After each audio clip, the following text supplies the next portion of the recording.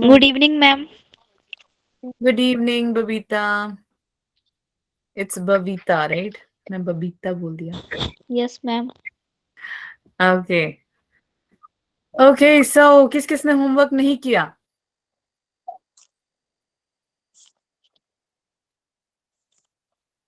सब होमवर्क कर. साक्षी ने नहीं किया. क्यों साक्षी? तुम क्या मैम फोन से? अच्छा हाँ बताओ. मैं कल एब्सेंट थी ना. एब्सेंट आप कल थे. होमवर्क मैंने तो पिछले हफ्ते दे दिया था. नहीं. नो नीलम. मैम. नीलम ने क्यों नहीं किया? नीलम. ओके नीलम इज मैं भूल गई. क्या नाम था? काजल, राइट? काजल ने क्यों नहीं किया? काजल अब तो मैंने भेज दिया था यार. अभी भी नहीं किया तुमने?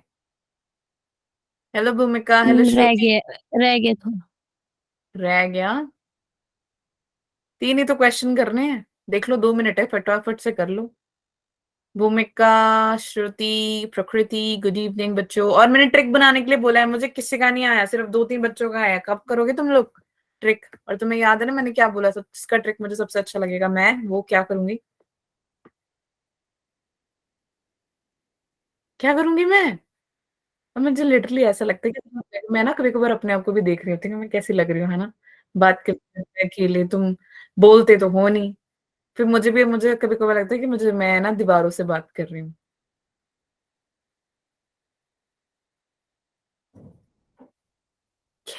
बोलो. ट्रिक्स बनाए हैं तुमने या नहीं? या भूल गए?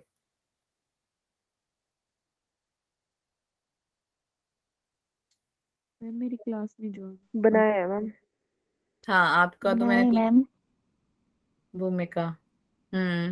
ओ सॉरी मैम. मैंने सेंड करना भूल गई आपको. बट मैंने बता दी थी आपको ट्रिक क्लास में.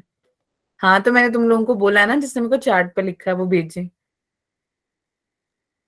Yes ma'am. हम्म. ठीक है. चलो फिर यार स्टार्ट करते हैं आज की class. First of all let's start with the questions. किस किसने सॉल्व? सबने कर लिए सॉल्व?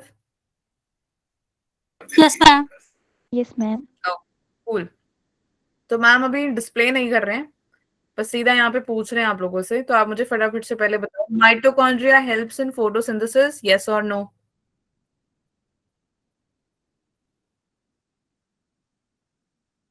जल्दी से चैट पे लिखो. Mitochondria helps in photosynthesis, yes और नो? गुड इवनिंग अमन.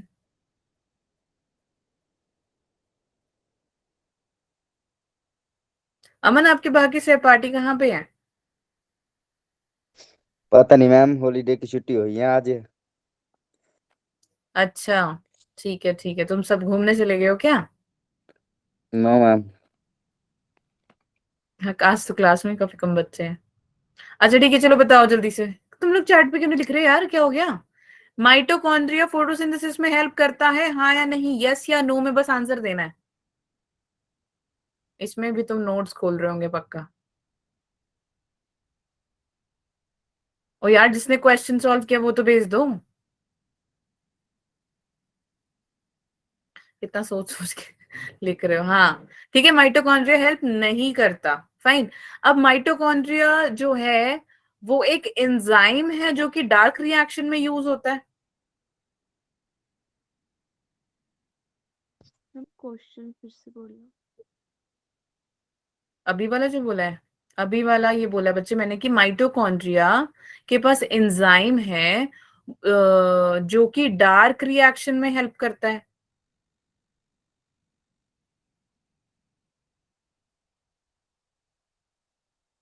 तो सिक्स्थ क्वेश्चन का आंसर क्या लिखा है आप लोगों ने? अगर दोनों ही नो है तो सिक्स्थ क्वेश्चन का आंसर क्या लिखा है? Option A, option B, option C या ऑप्शन डी?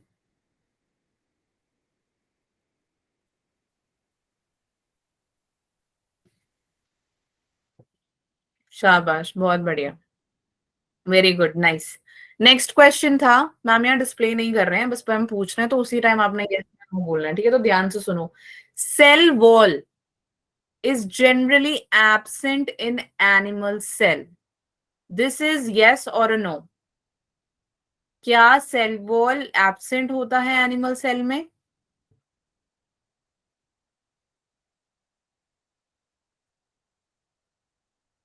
यस यानी क्या मतलब? यस का क्या मतलब है? सेल वॉल एब्सेंट है या नहीं? पूरा सेंटेंस लिखो कि cell wall is not there और सेल वॉल इज देयर, क्या है?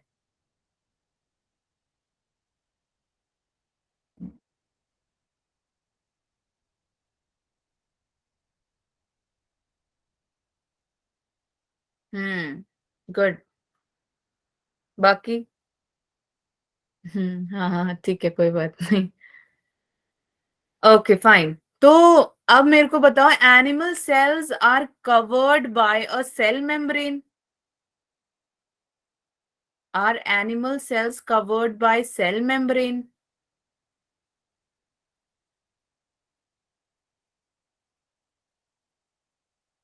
क्या एनिमल सेल्स सेल मेम्ब्रेन से कवर्ड रहती हैं?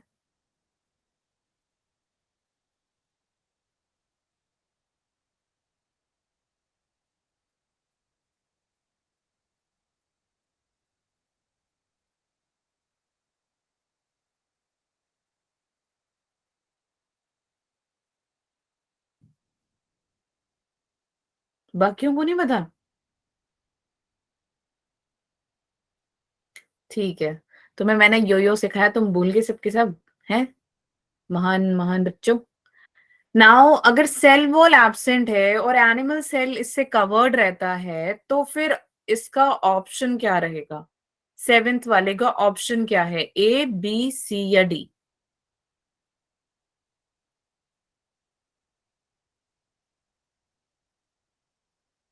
ए,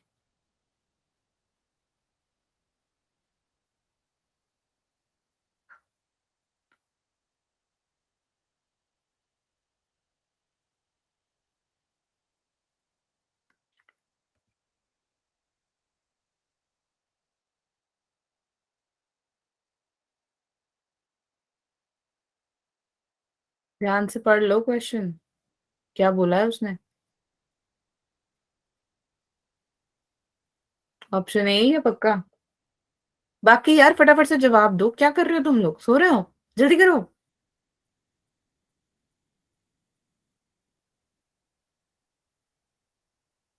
30 सेकेंड्स मोर, फटाफट बच्चे लिखो। क्वेश्चन समझ में आ गया सबको? कोई डाउट है जिसको नहीं समझ में आया बताओ।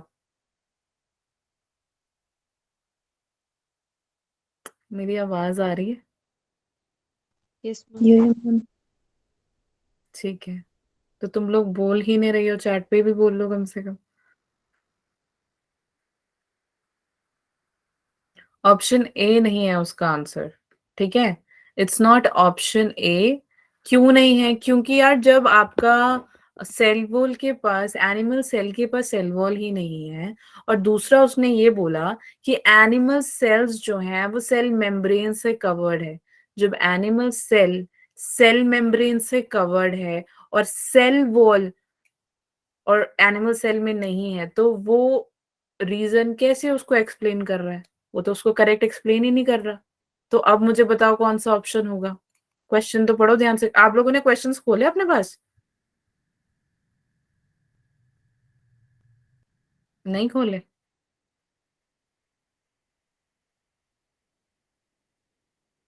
एक सेकेंड, ऑप्शंस में निकाल देती हूँ।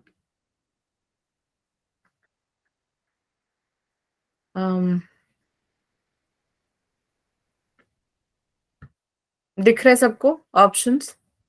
यो यो मैम। ठीक है, अब देखो, आपने बोला कि क्या बोला आपने? आप सबने ए बोला कि एजर्शन और रीजन ट्रू है, और रीजन उसका करेक्ट एक्सप्लेनेशन है। नहीं है, जब है ही नहीं है तो रीजन उसका करेक्ट दे ही नहीं रहा है एजर्शन का करेक्ट, तो आप कैसे बोल रहे हो? तो इट इज बी एक्चुअली, क्योंकि एजर्शन ट्रू है और रीजन फॉल्स भी नहीं है, दोनों ही ट्रू है, लेकिन जो रीजन दिया हुआ है वहां पे वो एजर्शन के लिए करेक्ट नहीं है। समझ में आ गया? Yes, ma'am. Yo yo ma'am. ठीक है, वो उसने बोला है कि जो एनिमल जब सेल वॉल ही नहीं होता तो वो एनिमल सेल को कैसे कवर करेगा? गॉट इट और नॉट? Yo-yo, ma'am. बस एक Yo yo ma'am. बाकी Yo yo ma'am. ये कहाँ गई? चलो नेक्स्ट क्वेश्चन फटाफट से मेरे को बताओ. Answer has to be in yes या नो. ठीक है. Eukaryotic cell have more DNA than prokaryotic cell. जो यूक्रियोट सेल होते हैं उसके पास ज्यादा डीएनए होते हैं प्रोकैरियोट सेल से. Is it this is true और नॉट? लाइक यस और नो.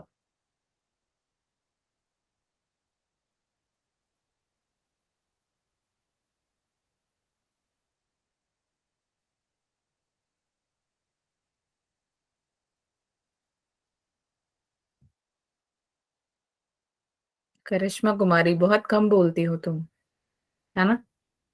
कभी कभी बोलती हो. Yes ma'am. ओके साक्षी, ठीक है. Fine, good. तो जो आपका क्वेश्चन था कि यूक्रियोटिक सेल्स जो है वो डीएनए में ज्यादा होते हैं. बिल्कुल यार, उसमें प्रोकैरियोटिक सेल्स से ज्यादा होते हैं. बट जो अब सेकंड बात ये है कि जो यूक्रियोट्स हैं वो ज्यादा कॉम्प्लेक्स होते हैं प्रोकैरियोट से. क्या यूक्रियोटिक सेल्स ज्यादा कॉम्प्लेक्स होते हैं?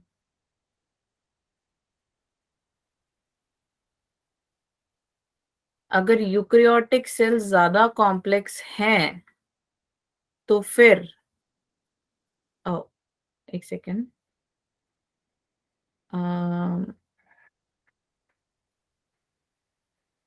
तो फिर हमारा आंसर क्या है? बताओ. अरे ये रहा. बताओ कौन सा ऑप्शन होगा? चैट पे लिखो फटाफट से. 30 सेकेंड्स दे रहे हैं हम.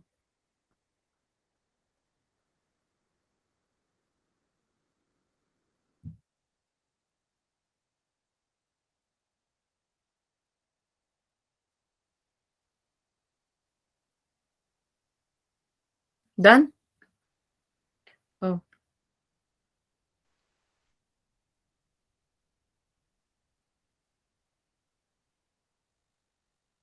Very good, good, nice. समझ में आ गया अब assertions कैसे सॉल्व करते हैं? Yo-yo, ma'am. Yo yo ma'am. Yes, बस ma'am. 3 बच्चों को समझ आया, 4 को आया? कोई है ऐसा कि मैम नहीं समझ में आया मुझे assertion क्या है? ठीक है, गुड, फाइन. तो यही था जो हमने अभी इतने टाइम से किया. फाइन. लाइक आपको क्वेश्चंस आए हुए थे अभी जो आपका संडे टेस्ट था उसमें assertions दिए हुए थे ना, तो उस टाइम सॉल्व हो गए थे? ऐसा कोई था कि मैम नहीं सॉल्व हो पाया था?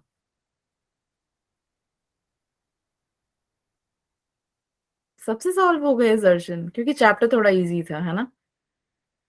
Yo-yo, ma'am. Yes, Yo yo ma'am. चलो बढ़िया है. तो अभी सेल के चैप्टर में से किसी को कोई डाउट है कि मैम नहीं समझ में आया, ऐसा कुछ? और आपका जो सेल डिवीजन का मैंने अभी जितना भी पढ़ाया है, like interphase and M phase, पूरा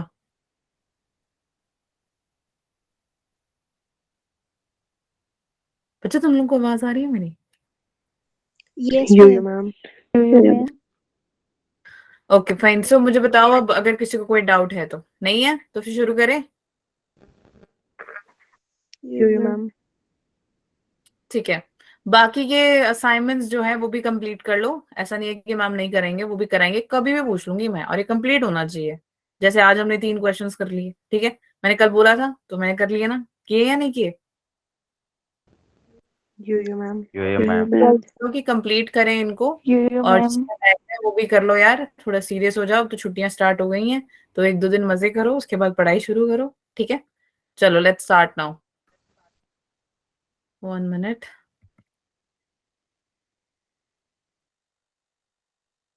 हमने क्या क्या कर लिया था? हमने पढ़ा था पूरा सेल के बारे में, राइट? तो हमने पढ़ा कि यार जो सेल है वो कैसे डिवाइड करता है, कहाँ पे ग्रो करता है, कौन से फेज में ग्रो करता है, फिर कहाँ जाके वो डिवाइड होता है, राइट? एक क्विक रिवीजन कर रहे हैं हम इसका. तो आप देख सकते हो कि सबसे पहले सेल जाता है इंटरफेस में, राइट? कहाँ जाता है ये,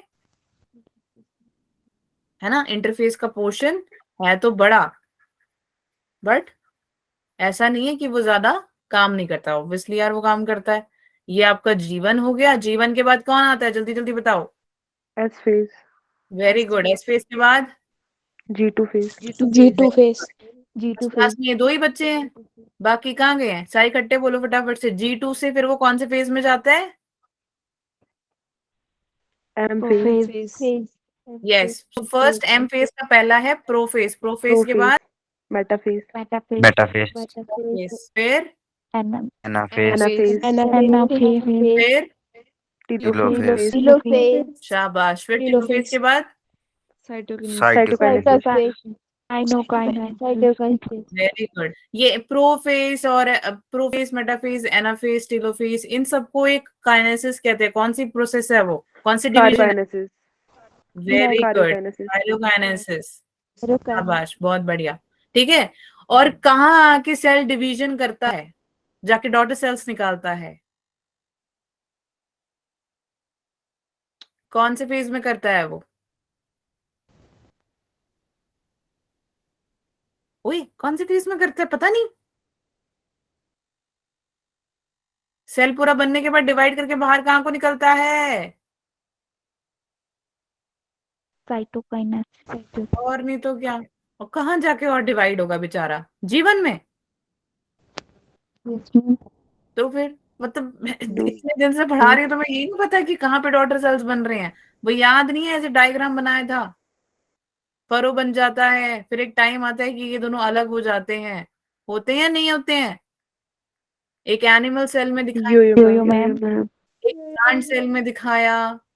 कैसे भूल सकते हो तुम मेरे प्यारे बच्चों? ठीक है, अब सुनो। एक टाइम ऐसा आता है जहां पे सेल सोचता है कि यार मैं डिवाइड करके वही प्रोसेस करना चाहता हूं, तो वो चलेगा। लेकिन एक टाइम ऐसा आता है कि वो कहता है यार नहीं, मैं जा रहा हूं अपने रास्ते। वो कौन सा रास्ता है उसका, कौन सा G0 फेज है? phase, very G0 phase, good, G nought phase. ठीक है, तो जी नॉट फेज में सेल क्या करता है? repair, मेटाबॉलिकली एक्टिव है, लेकिन वो डिवीजन नहीं करता, पर वो करता क्या है? repair, yes, it repairs. जो आपके सेल डैमेज होते हैं बेटा, उसको रिपेयर करता है, रीअरेंज करता है, रीजेनरेट करता है ना? तो कभी भी अगर आप देखो, जब आपका स्किन निकल जाए, बाय चांस हो ही जाता है, छोटे चोट तो लगती रहती है ना हमारे स्किन को, तो आप देख सकते हो कि जैसी हमारी वो नॉर्मल स्किन है वो नहीं आती है ना? उसे थोड़ा सा लाइट शेड होता है, तो पता लगता है ना, ओ भाई तेरी चोट लगी है, बचपन में चोट लगी थी मेरे। तो आप देखोगे आपके घुटने और आपका, इसको क्या कहते हैं, कोनी, हाँ। ठीक है, तो यहाँ पे बड़ी सारी चोटें लगी है नहीं है? जरा देखो, जरा पेन और उसको साइड पे रख के अपने घुटना और ये देखो, दिख रही है या नहीं दिख रही है ना? yo-yo ma'am, बस 2-3 बच्चों की चोट है, बाकी तुम हाँ, वो परियां, परा और परियां बैठी हो यहाँ पे। No, ma'am. ठीक है, तो वही चीज है बच्चे, आपके जी नॉट फेज क्या करता है? रिपेयर का काम करता है। अब कैरियोकाइनेसिस अगर यहाँ पर रुक जाए, ठीक है, यहाँ पर रुक जाए, यानी कि ये पूरी प्रोसेस सेल की डिवीजन हो तो रही है, लेकिन अगर ये प्रोसेस यहीं पे रुक जाए, कहाँ पे? यहाँ पे कैरियोकाइनेसिस में। पेन चेंज कर लेती हूँ मैं।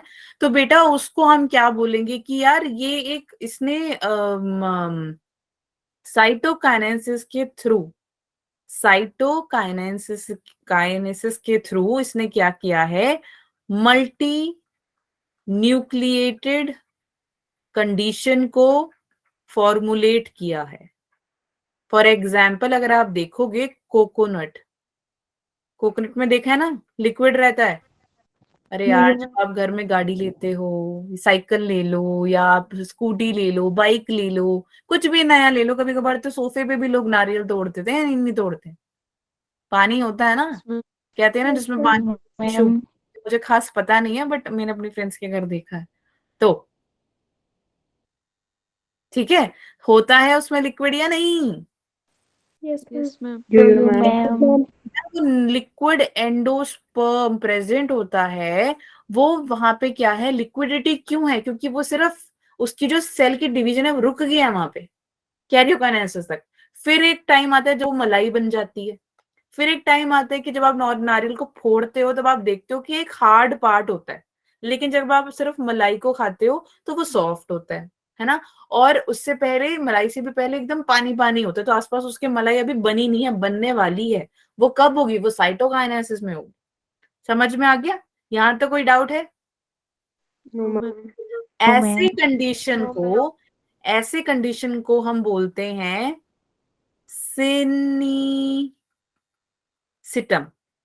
सिनिसिटम। ठीक है, ओके। और फंजाई में हम इनको क्या बोलते हैं यार? हम इसको बोलते हैं सीनोसिटिक।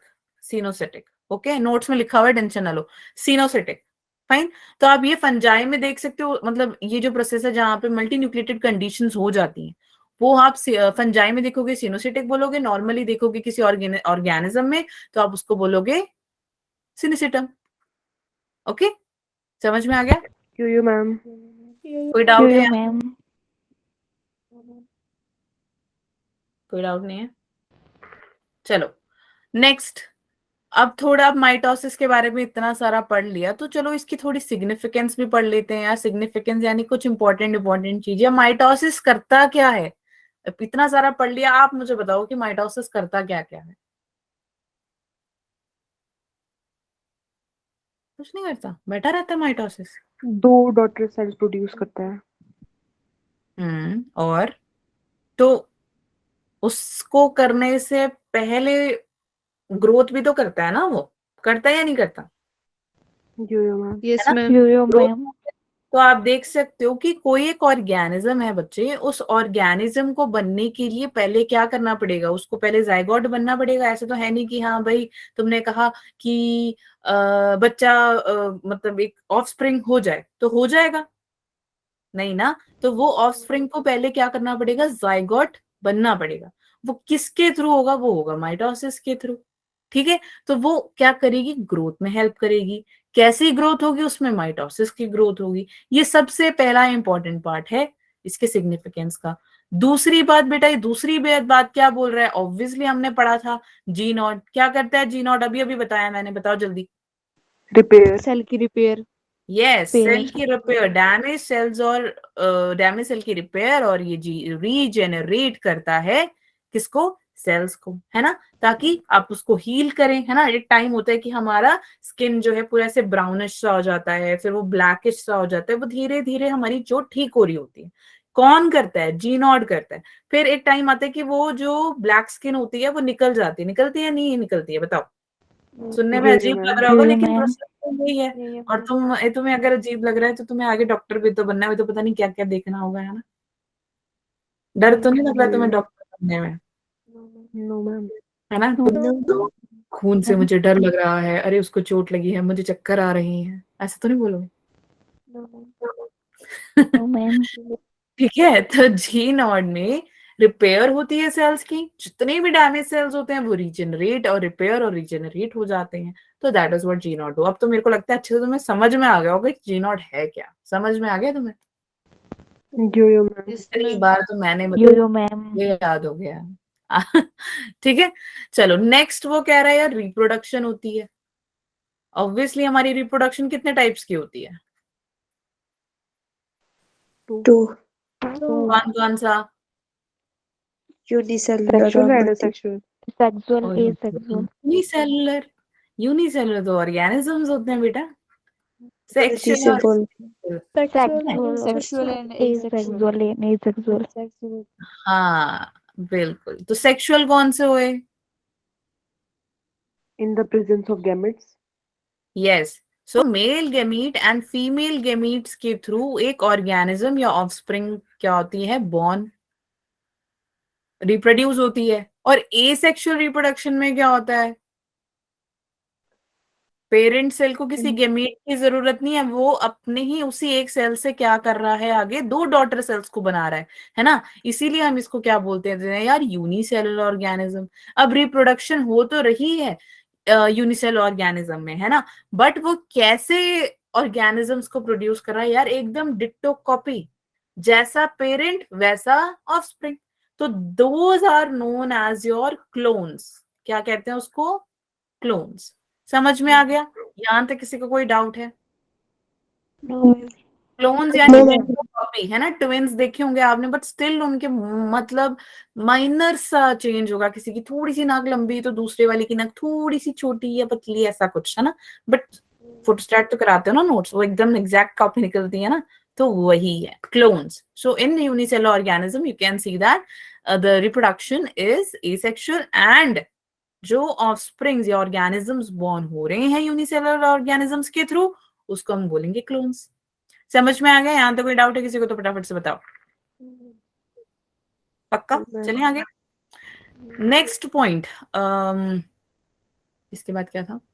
हाँ, मेंटेन कर रहा है ये, मेंटेन कर रहा है ये किसको मेंटेन करता है? जैसे सेल के साइज को, फॉर एग्जाम्पल अगर मैं बोलूं कि ये रहा न्यूक्लियस है ना, और ये रहा साइटोप्लाज्म, मतलब अभी के लिए अलग अलग ले रहे हैं, ये न्यूक्लियस हो गया, ये साइटोप्लाज्म हो गया है ना। तो जब मैं न्यूक्लियस और साइटोप्लाज्म को अलग अलग ले रही हूँ, अब सोचो फॉर एग्जाम्पल, एक ये सर्कल बनाया, एक ये सर्कल बनाया, ये सर्कल बनाया, ठीक है, तो ये तीनों अलग अलग दिख रहे हैं क्या? Yeah, ma'am. है Yes, ना? ma'am. बाकी बच्चे कहाँ पे हैं? सारे फटाफट से बोलो, दिख रहे हैं तुमको या नहीं? मैम ठीक Yeah, है, ma'am. Yeah. दिख Yes, रहे हैं, to you, ma'am. ला रहे हो हैं? ठीक है, तो ये थोड़ा सा मोटा सा लग रहा है, ये थोड़ा लंबा लग रहा है, ये थोड़ा ऐसा लग रहा है हाँ यार सीधा कुछ पार्ट है कुछ पार्ट नहीं है। अब ऐसे सेल्स को, ये सेल्स हैं फॉर एग्जांपल, इनको सेल्स लेते हैं, इन सेल्स को मेंटेन कर, इन सेल्स को मेंटेन करने के लिए इसकी जो, अगर सोचो अगर कोई चीज है बड़ा हो जाए, कल मैंने आपको एग्जांपल दिया था शायद एग्जीबिशन वाला, राइट? नहीं Yes, ma'am. दिया था ना मैंने एग्जीबिशन वाला, बस एक को याद है भाई साहब? बच्चों क्या हुआ, क्या चल रहा है ये बताओ, बाकियों को नहीं पता? कल एग्जीबिशन वाली बात बताई थी मैंने, किसी को भी याद नहीं? कितनों को याद है? बस तन्वी और पल्लवी। बाकी तुम लोग ये जो चार पांच ही सुनते हैं, बाकी ये तुम 20 जो बैठे हो तुम करते क्या हो? हाँ, अंकिता डोगरा, अंकिता जरा पूछूं तो मैं। हाँ, कल आप आए नहीं थे क्लास में? मैम आई थी। हाँ, तो मुझे कल मैंने आपको एक एग्जीबिशन वाली बात बताई थी, मुझे बताओ क्या बात थी वो बच्चे?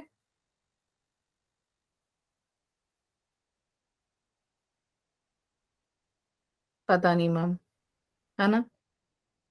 Babita,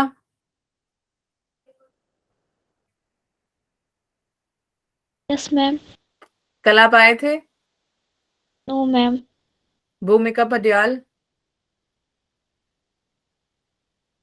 Yes, ma'am.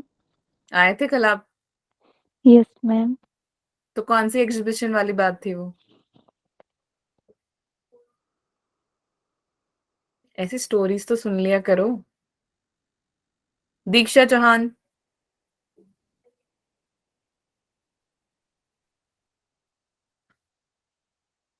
No ma'am, no ma'am मतलब क्लास में नहीं आए, याद नहीं था, क्या है? मैम का क्लास में आई थी। ठीक है, और करिश्मा, करिश्मा कुमारी,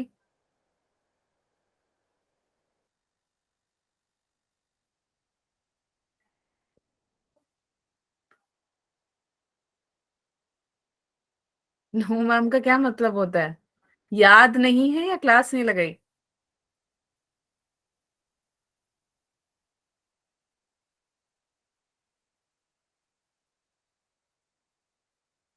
याद नहीं है?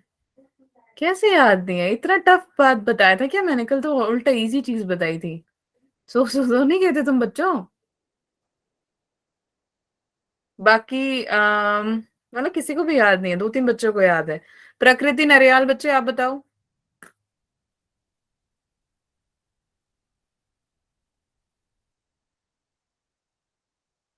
प्रकृति चैट पे लिख दो। नहीं ये पता अगर आप आए थे या नहीं। ऋतिका खेपर, ऋतु मेहता, दोनों बताओ फटाफट से।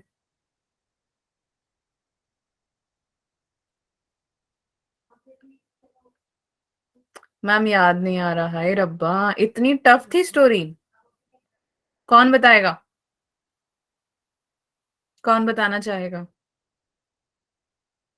अच्छा आपको बताना ही नहीं चाहता है। ये जो 3-4 बच्चों ने हाथ खड़े करे वो ही बोल नहीं रहे हैं। पल्लवी बताओ।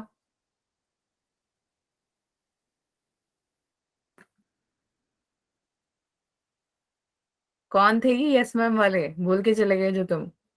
एग्जीबिशन वाली बात याद नहीं है कि किसी को भी? Arushi Yes, ma'am. याद है? Yes, ma'am. ओके मैम का क्लास नहीं लगाई थी मैंने। ठीक है बहुत बढ़िया। कैसे हो तुम? तबीयत ठीक है तुम्हारी अमन? Yes, ma'am. तो फिर क्लास क्यों नहीं लगाई तुमने? मैंने नहीं। अच्छा बहुत बढ़िया। ऐसे तो काफी चीजें मिस हो जाएंगी। हाँ चलो आरुषि बताएगी। बताओ बेटा कि क्या मैम बताया आपने था मैंने? बताया था कि जब आप एग्जीबिशन में गए थे वहां पे आपने देखा कि एक बच्चा था, उसका उसके ब्रेन का साइज नॉर्मल साइज से बड़ा था और उसके बॉडी पार्ट बाकी नॉर्मल थे, और दूसरा बच्चा देखा जिसका सर बहुत बड़ा था लेकिन बॉडी पार्ट काफी छोटे थे, मतलब ऐसा बताया था। यस। तो मैंने ये क्यों बताया था ताकि आपको समझ में आए, है ना। और अब मैंने बोला था कि पीजीआई और सेक्टर 32 हॉस्पिटल में इन्होंने इकट्ठे मिलकर एग्जीबिशन किया था, राइट। तो वो एग्जीबिशन के थ्रू क्या हुआ कि उन्होंने ऐसे कुछ बच्चों को डिस्प्ले किया था जो कि उनको फिर रखा जाता है, मतलब जो फीटस होता है उसको दिखाया उन्होंने ताकि हमें समझ में आए, मतलब रिसर्चर्स हैं उनको समझ में आए कि प्रॉब्लम्स का, इसलिए तो हमें डिसीजेस इफेक्ट क्या बोलते हैं डिटेक्ट कर सकते हैं, राइट। तो इसीलिए हम कहाँ पे थे, यहाँ पे थे हम, जो हमारा साइड मेंटेनेंस होता है सेल साइज का, तो ये कौन करता है यार? ये करता है हमारा माइटोसिस। ठीक है। माइटोसिस जब सेल की मेंटेनेंस करता है तो आप देख सकते हो कि ये जो न्यूक्लियस है, ये जो सेल है, सॉरी साइटोप्लाज्म है, ये दोनों मिलके क्या करेंगे, मतलब अपना जो एक मेंटेनेंस है, एक रेशियो है, उसको मेंटेन करके रखेंगे। ऐसा नहीं होगा कि न्यूक्लियस लंबा हो जाए, साइटोप्लाज्म छोटा रह जाए, या साइटोप्लाज्म बड़ा रह जाए या न्यूक्लियस छोटा हो जाए, ऐसा कुछ नहीं होगा। इसीलिए उसकी एक जो प्रॉपर साइज है उसको मेंटेन करने का काम किसका है? माइटोसिस का। समझ में आ गया?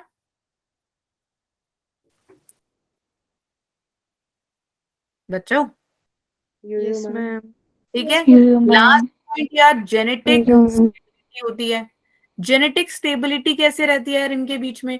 जेनेटिक स्टेबिलिटी यानी कि अब मेरे को बताओ, क्रोमोसोम ऐसा है कि एक फॉर एग्जाम्पल जैसे किसका नाम लूं मैं, तनप्रीत के पास 23 क्रोमोसोम्स हैं और दीक्षा के पास 27 क्रोमोसोम ऑफ पेयर्स है। ये सच है?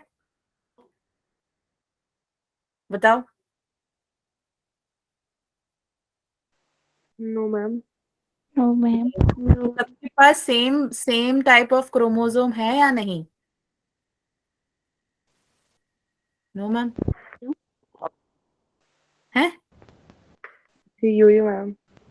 सबके पास सेम क्रोमोसोम्स है ना यार, 23 पेयर ऑफ क्रोमोसोम। तुम्हें मुझसे डर लगता है कि तुम बोलते ही नहीं हो? हैं? 23 पेयर्स ऑफ क्रोमोसोम्स है। तो बेटे उसको उन्होंने स्टेबल कर रखा है। स्टेबल यानी स्टेबिलिटी, प्रॉपर एक क्रोमोसोम्स, यानी ह्यूमन के अंदर 23 पेयर्स ऑफ क्रोमोसोम्स ही दिखेंगे। ऐसा नहीं है कि अगर श्रुति के पास 23 क्रोमोसोम्स है तो आरुषि के पास 27 होगा, तनप्रीत के पास 28 होगा, तो अमनदीप के पास 100 होगा। ऐसा नहीं है। ठीक है। तो 23 pair of chromosome is seen in humans in pairs. And अगर मैं टोटल क्रोमोसोम्स बोलूं नॉट इन पेयर्स, पेयर्स तो कितने हैं? 46. कितना सोच के बोल रहे हो, तो ऐसे माइंड में रटा रटा भी नहीं, ऐसे स्टिक हो जाना चाहिए। ठीक है। तो ये थे बेटा सारे सिग्निफिकेंसेस माइटोसिस के। ग्रोथ में हेल्प करता है, आपके जितने भी सेल्स हैं उसको क्विक रिवीजन दे रही हूँ मैं, सुन लो एक बार। माइटोसिस ये रहा, दिखा भी देती हूँ। माइटोसिस ग्रोथ में हेल्प करता है। सेकेंडली वो आपके जितने भी सेल्स होते हैं अगर वो डैमेज हो गए बेटा उसको रिपेयर कर देगा, रीजनरेट कर देगा और जाएगा किधर, जी नॉट फेज में जाएगा। थर्ड पॉइंट हमने पढ़ा कि वो रिप्रोडक्शन में जाता है। 2 टाइप के रिप्रोडक्शन होते हैं, सेक्सुअल एसेक्सुअल में, और स्पेशली ये सबसे ज्यादा काम पे करता है, क्लोन्स बनाने में हेल्प करता है। ठीक है, क्लोन्स का काम ज्यादा करता है ये। Fine, mitosis. Okay, sexual reproduction एक पार्ट था, ये नहीं है, बट ए सेक्सुअल का मैं बता रही हूँ। समझ में आ गया? यहाँ तक कोई डाउट है किसी को? No ma'am. फोर्थ, हाँ जी मैम, क्या?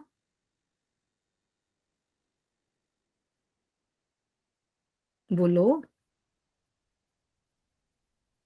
अंकल क्लास नहीं, अच्छा ओके ठीक है फाइन, नहीं है कुछ तो मैं बोल देती हूँ। फोर्थ पॉइंट मैंने बताया कि जो हमारा सेल का साइज होता है उसको मेंटेन करता है, यानी हम ये भी बोल देते हैं न्यूक्लियो साइटोप्लाज्मिक रेशियो को भी ये मेंटेन करता है, राइट? अभी मैंने आपको बताया, देखो न्यूक्लियस और साइटोप्लाज्म इन दोनों के रेशियोज को मेंटेन करने का काम करेगा। मेंटेन यानी ज्यादा कम ना हो जाए, इसलिए एक मेंटेनेंस बना के रखता है। लास्ट पॉइंट मैंने बताया जेनेटिक स्टेबिलिटी, यानी कि जेनेटिक स्टेबिलिटी जितने भी क्रोमोसोम्स है उसको उन्होंने स्टेबल करके रखा हुआ है, सारे ह्यूमंस में सेम ही दिखेगा। ठीक है, बहुत ही रेयर होता है, बहुत ही रेयर होता है जो क्रोमोसोम्स क्या करता है, सॉरी क्रोमोसोम्स की डिजीजेस होते हैं, राइट? तो मैंने आपको बताया है कि कल हमने, जैसे मैंने एग्जीबिशन वाला बताया, तो आप देख सकते हो कि कैसे चेंजेस हैं। कईयों के हाथ लंबे ज्यादा हो जाते हैं, कईयों के हाथ छोटे रह जाते हैं, कईयों को तो चलो इंसिडेंट या एक्सीडेंट्स के थ्रू होता है, बट कईयों को बचपन से ही होता है। क्यों? क्योंकि एक प्रॉपर सेल की ग्रोथ बॉडी के अंदर नहीं होती है, इसीलिए। समझ में आ गया? यहाँ तो कोई डाउट है? फटाफट से बताओ। No ma'am. पक्का? चलो फिर आगे चलते हैं, किसी को भी डाउट नहीं है तो।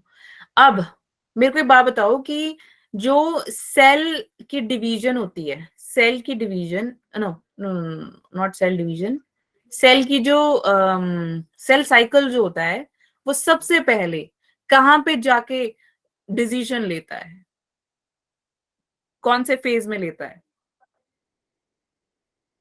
सेल साइकिल में, मैं फिर से मैम रिपीट कर रहे हैं, क्वेश्चन ध्यान से सुन लो। सेल साइकिल में सेल साइकिल में सेल कहां जाके कौन से फेज में जाके डिसीजन लेता है?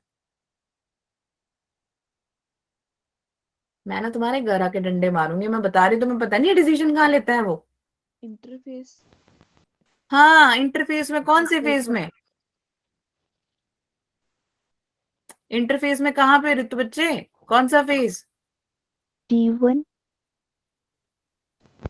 G1, वेरी गुड भूमिका। G1 में इसमें सोचना क्या है, कैसे भूल गए तुम? सेल डिवीजन हो गए साइटोकाइनेसिस से, फिर दोनों ही तो जीवन में ही आते हैं ना, दोनों जीवन में ही आते हैं। जीवन से ये तो डिवाइड करके फिर वो पूरा प्रोसेस करेगा, दूसरे वाले ने सोचा ना यहाँ जीवन में आके फिर कि मैं पढ़ूं ना पढ़ूं, फिर वो चला जाता है बाहर। बेटा स्टार्टिंग तो जीवन से ही होती है।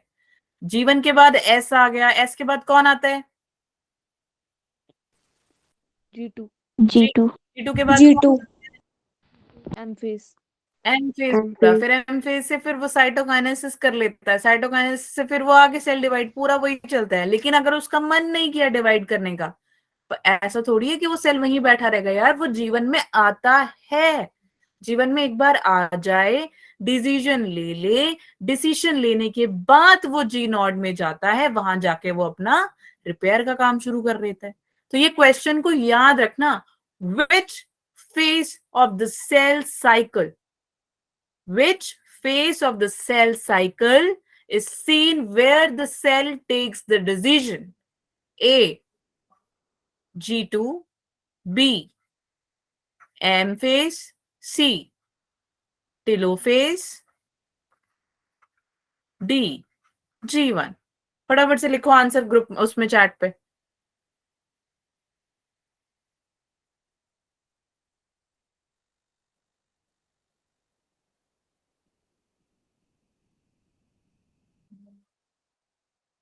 यस गुड, अब समझ में आ गया? Yes ma'am. ठीक है, बट ऐसे ही क्वेश्चंस आते हैं इतना सारा। देखो कितनी बार मैंने पढ़ाया, आज मैंने रिवाइज भी करवाया, फिर भी तुम्हें क्वेश्चन नहीं समझ में आया। क्यों? क्योंकि तुम्हारी क्वेश्चन की अंडरस्टैंडिंग को ज्यादा और क्लियर बनाना पड़ेगा। कोई नहीं, उससे वो प्रैक्टिस से हो जाएगा, टेंशन मत लो, ठीक है। ये मत सोचना कि मैम ने बताया हमें गलत हो गया हमारे आंसर्स, डिमोटिवेट मत हो जाना। चलो, अब मैंने पढ़ाना क्या था, हाँ यही बताना था कि जो सेल साइकिल की डिसीजन, सेल साइकिल में सेल सबसे पहले डिसीजन लेते हैं बच्चे G1 में, G1 फेज, ठीक है। तो आओ कुछ थोड़ी मैथ्स कर लें, ठीक है। तो फॉर एग्जाम्पल अगर मैं बोलूं कि जितने भी नंबर ऑफ माइटोटिक डिवीजन होते हैं ना, वो माइटोटिक डिवीजन हो जाएंगे आपके n-1। सो n यहाँ पे होता है number of mitotic division. For example अगर मैं बोलूं कि मैं क्वेश्चन दे दूं आपको कि how many number of mitotic division you can see in 50 cells, 50 cells में आप कितने माइटोटिक डिवीजन देखेंगे, फटाफट से आंसर चैट में दीजिए। चलो दे दो, जल्दी बोलो। ओके 30 सेकेंड दे देती हूँ, इतनी मैथ्स थोड़ी वीक है मेरी भी।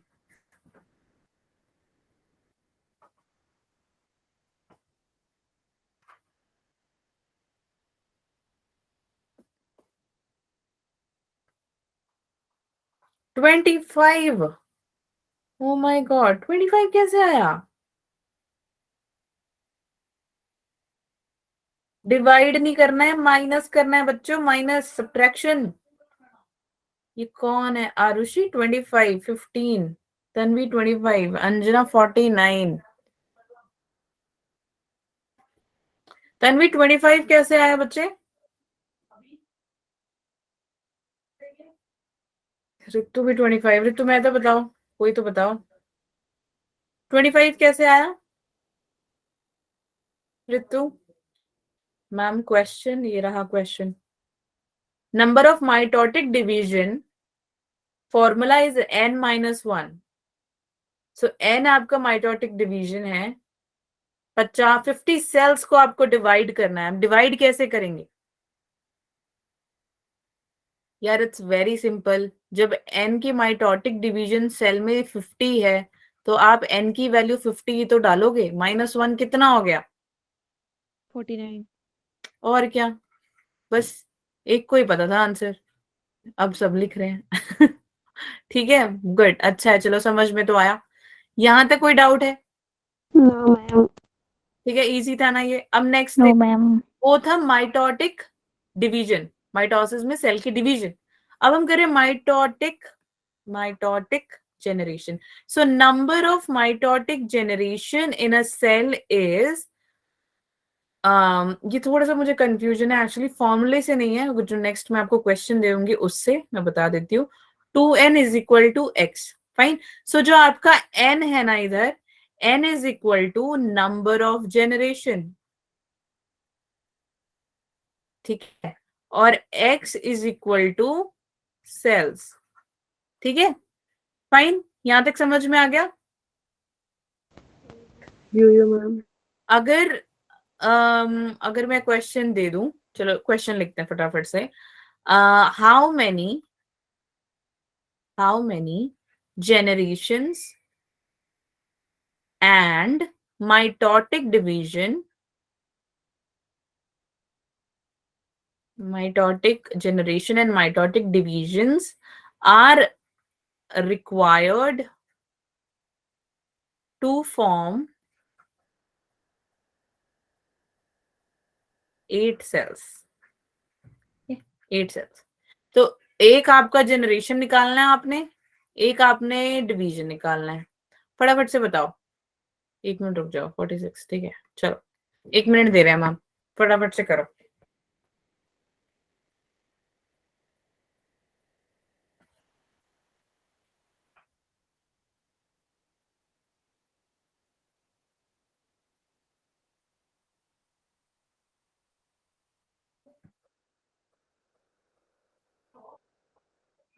पहले चलो डिवीजन ही निकाल लो।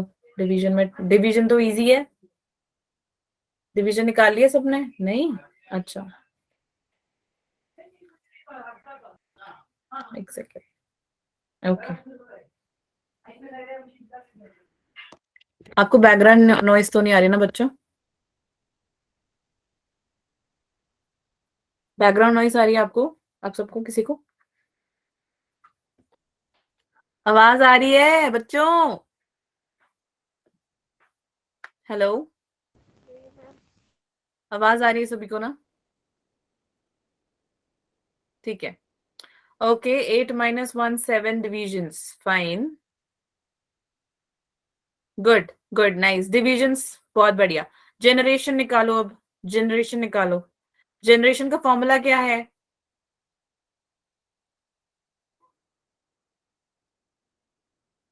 लिख दिया, चलो मैम ने, ठीक है।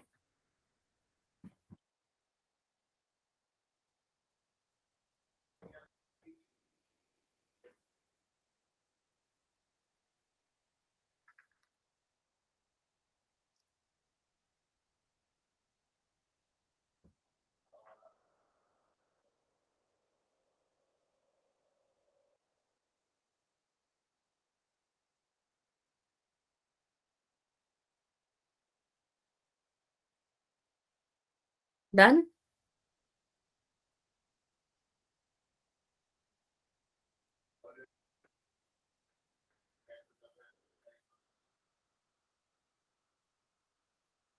बाकी जल्दी करो फटाफट से सारे।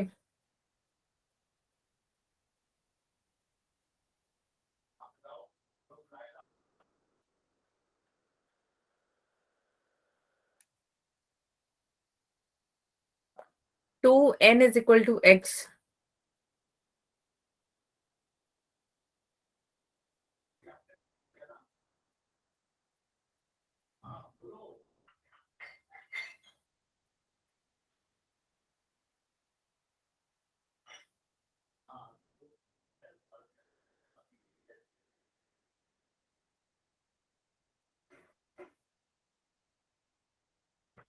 अरे बड़ा टाइम लग रहा है यार, किसी को भी नहीं पता?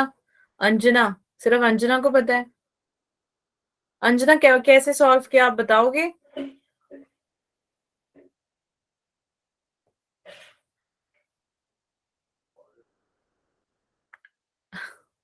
आवाज नहीं आ रही क्या? हेलो,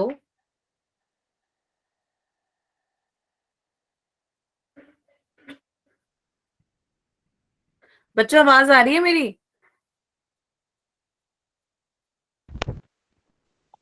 हेलो, भूमिका, Yes, Sunny, ma'am. Plus 2 power ma'am. is equal to 8.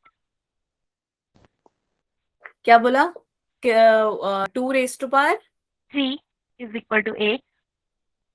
2 raise to power 3 is equal to 8। शाबाश, ठीक है। So you can say like 2 raise to power 3 is equal to 8। कैसे? 2 इंटू 2 इंटू 2, ठीक है। 2 2 ज़ा 4, 4 2 ज़ा 8। आती है इतनी मैथ्स या नहीं? यो मैम। ठीक है, तो आपको करना कैसे है मैं बता देती हूँ। देखो, फर्स्ट वाला एकदम सही है। n is equal to n-1।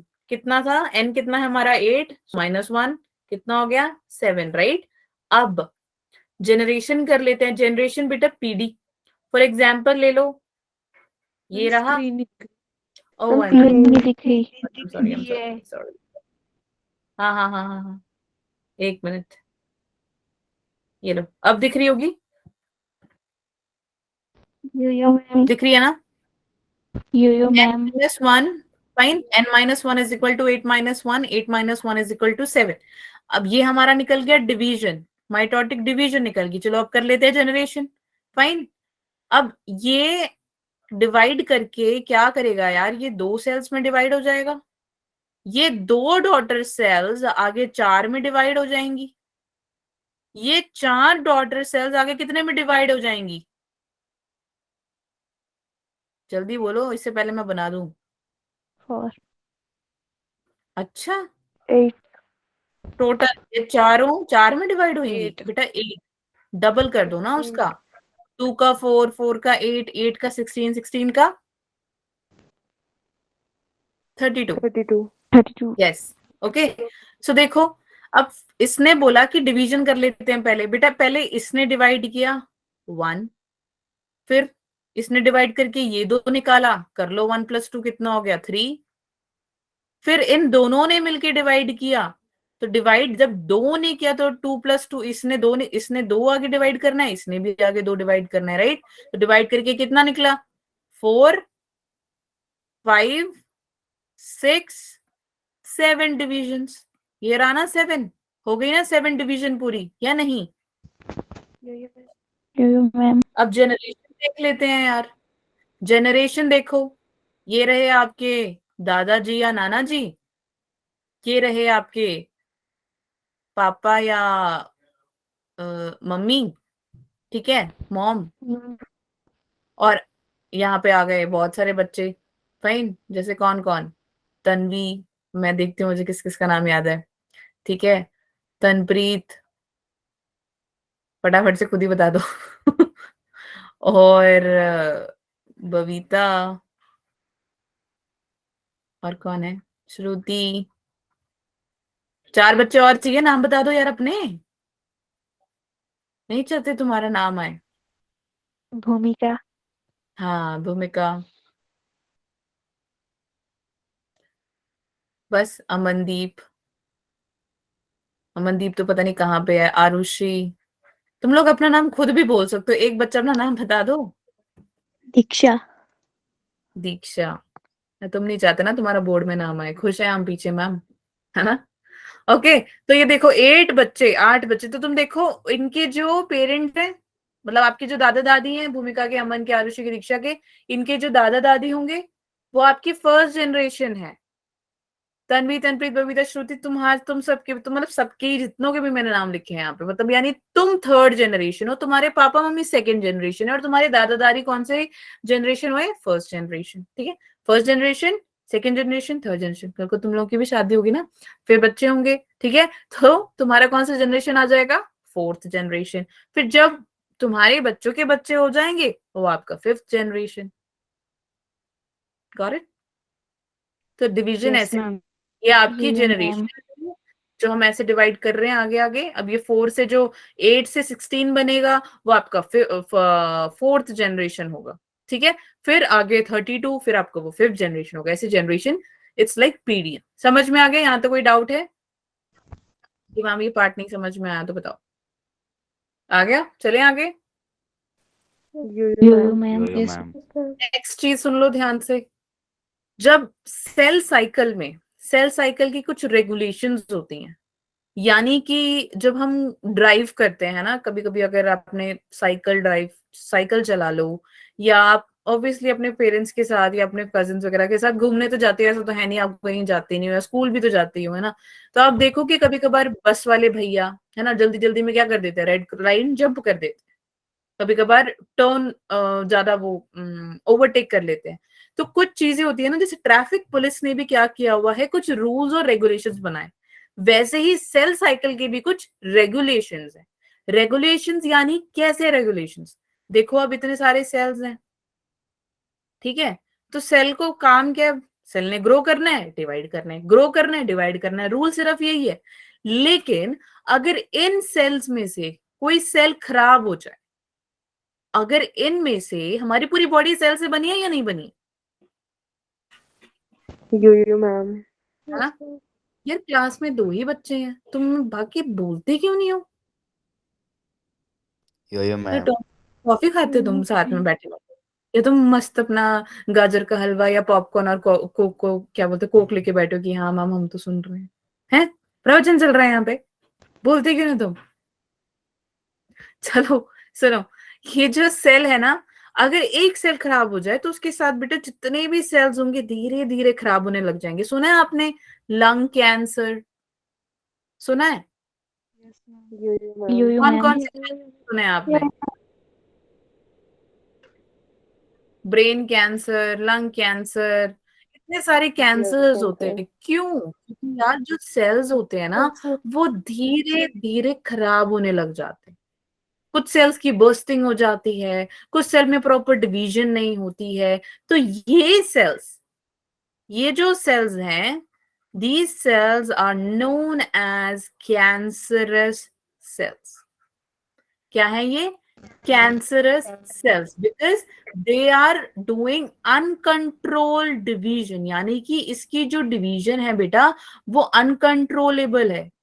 Fine, यानी कि वो करती चली जा रही है, उसको एक स्टॉप होना चाहिए कि भाई 100 के बाद तुमने नहीं जाना आगे, है ना। हमारे जो अपना ट्रैफिक रूल है उसमें बोला गया है कि आपने हर बोर्ड, मतलब जैसे चंडीगढ़ में तो लिखा हुआ है 50 किलोमीटर ऊपर नहीं जाना, पर कहीं चले जाते हैं। अब देखो बहुत सारे चालान कट रहे हैं, Chandigarh is a challan city ना, ठीक है। 60 हो गया, 70 हो गया, गाड़ी वालों जो कार वाले होते हैं बेटा उनको 120, अगर उससे 120 नहीं है, मतलब 120 चला गया या 130 चला गया, उनका चालान काट दे, because you are driving out of the rules, fine. So same way cell जो है, सेल की डिवीजन भी जब अनकंट्रोलेबल हो जाती है, उन सेल्स को हम बोल देते हैं कैंसरस सेल्स, ठीक है। इसके साथ एक और पॉइंट नोट कर लो कि इसमें 2 प्रोटीन्स प्रेजेंट होते हैं। कितने प्रोटीन्स प्रेजेंट होते हैं? 2 प्रोटीन्स प्रेजेंट होते हैं, यस। एक होता है बेटा साइक्लिन प्रोटीन और दूसरा होता है काइनेज प्रोटीन, ठीक है। दोनों ही प्रोटीन्स हैं। तो जो साइक्लिन प्रोटीन है वो तो चलो एक्टिव है, बट काइनेज ना इनएक्टिव है, ये ऐसे काम नहीं करता, ये है किसी के ऊपर डिपेंडेंट, और वो कौन है? वो है साइक्लिन। फॉर एग्जाम्पल देख लो, हमारे पास सन है या नहीं है? सूरज यस मैम। नहीं, मतलब सूरज Yes, ma'am. आजकल बहुत कम दिखता है ठंड की वजह से, है ना। और ये देखो ये मून रहा, है ना। तो अब मून के पास अपनी लाइट है? No, ma'am. ये नो मैम। नो। तो वो किससे लेता है? वो किसके ऊपर डिपेंडेंट है बेटा? वो सन के ऊपर डिपेंडेंट है। वैसे ही काइनेज भी क्या है? साइक्लिन के ऊपर डिपेंडेंट है। जैसे ही इसको साइक्लिन से एनर्जी मिलती है, यानी एक्टिवेशन मिलती है, ये एक्टिव हो जाता है। तब तक ये इनएक्टिव है, अकेला ये रहेगा तो ये इनएक्टिव रहेगा। मून अकेला रहेगा तो बेटा जब सूरज ही नहीं होगा तो लाइट ही नहीं मिलेगी, लाइट ही नहीं मिलेगी तो हमें मून नहीं दिखेगा। वैसे ही काइनेज में भी क्या है कि अगर काइनेज इनएक्टिव का रीजन, क्योंकि ये साइक्लिन के ऊपर डिपेंडेंट है, जैसे ही साइक्लिन एक्टिवेट हो जाता है काइनेज भी एक्टिवेट हो जाता है। तो इस प्रोसेस को जब काइनेज ऐसे इनएक्टिव से एक्टिव हो जाए, ठीक है, हम इसको क्या बोलेंगे? Cyclin dependent protein kinase. समझ में आ गया? या सीडीके भी बोल देते हैं, कुछ नहीं है, CDK is like cyclin dependent kinase, ठीक है। समझ में आ गया?